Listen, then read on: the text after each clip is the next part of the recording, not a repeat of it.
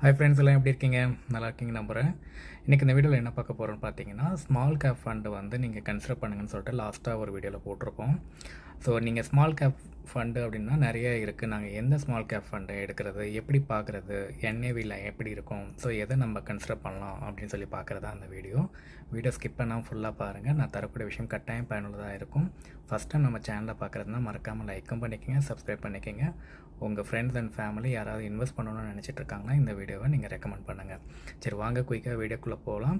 இதை பற்றி நான் இன்னும் டீட்டெயிலாக வேணும் அப்படின்னா நீங்கள் உங்களுடைய கமெண்ட்டை வந்து கமெண்ட் செக்ஷனில் சொல்லுங்கள். நம்ம அதை பற்றி நம்ம டீட்டெயிலாக பேசலாம். நான் நிறைய தடவை சொல்கிறது தான், நீங்கள் டிக்கெட் டேப் அப்படின்னு ஒரு சைட்டில் போய்க்கிங்க, ஃப்ரீயாக லாகின் பண்ணிக்கோங்க. நீங்கள் இப்போதைக்கு வந்து ப்ரீமியம்லாம் எதுவும் எடுக்க வேண்டாம். இப்போதைக்கு போய்ட்டு இந்த மை யூனிவர்ஸில் நீங்கள் போய்ட்டு உங்களோட ஃபில்டரை வந்து நீங்கள் செலக்ட் பண்ணி வச்சுக்கோங்க. சரிங்களா? இப்போ நான் பார்த்தீங்கன்னா நம்ம மியூச்சுவல் ஃபண்ட் ஸ்க்ரீனரில் வந்து நான் என்ன எடுத்திருக்கேன்னா, எல்லா ஸ்மால் கேப் ஃபண்டும் முக்கியமான இருக்க கம்பெனிலாம் எடுத்திருக்கேன். Nippon, HDFC, SBI, Axis, Bandhan, HSBC, DSB, Kotak, அதே மாதிரி UTI அப்படி சொல்லிட்டு நான் எடுத்திருப்பேன். ஒரு 10 கம்பெனி எடுத்திருப்போம்.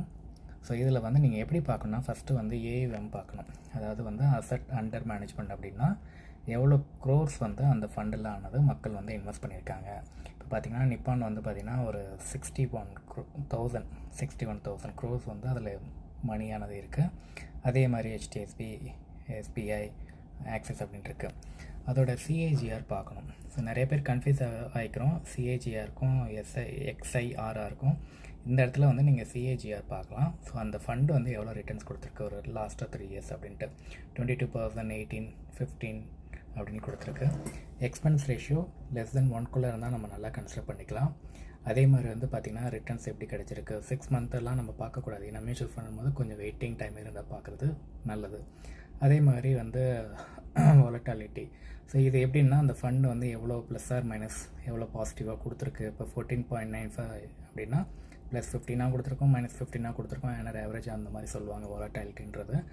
NAV வந்து பார்த்திங்கன்னா நெட் அசட் வேல்யூ. அதாவது நீங்கள் ஒரு 190 கொடுத்தா ஒரு யூனிட் ஆனது வாங்கலாம். இப்போ நீங்கள் 10,000 போடுறீங்கன்னா அதுக்கு தகுந்த ஒரு யூனிட் ஆனது உங்களுக்கு கிடைக்கும்.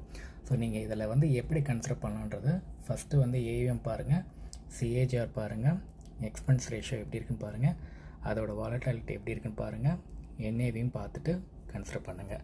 அதே மாதிரி நீங்கள் வந்து நிறையா பண்ணணும், மாட்ரேட்டாக ரிஸ்க் அதிகமாக இருக்கா இல்லை வந்து அக்ரெசிவாக அப்படின்றத வந்து நான் அடுத்த வீடியோவில் இன்னும் டீட்டெயிலாக எக்ஸ்பிளைன் பண்ணுறேன்.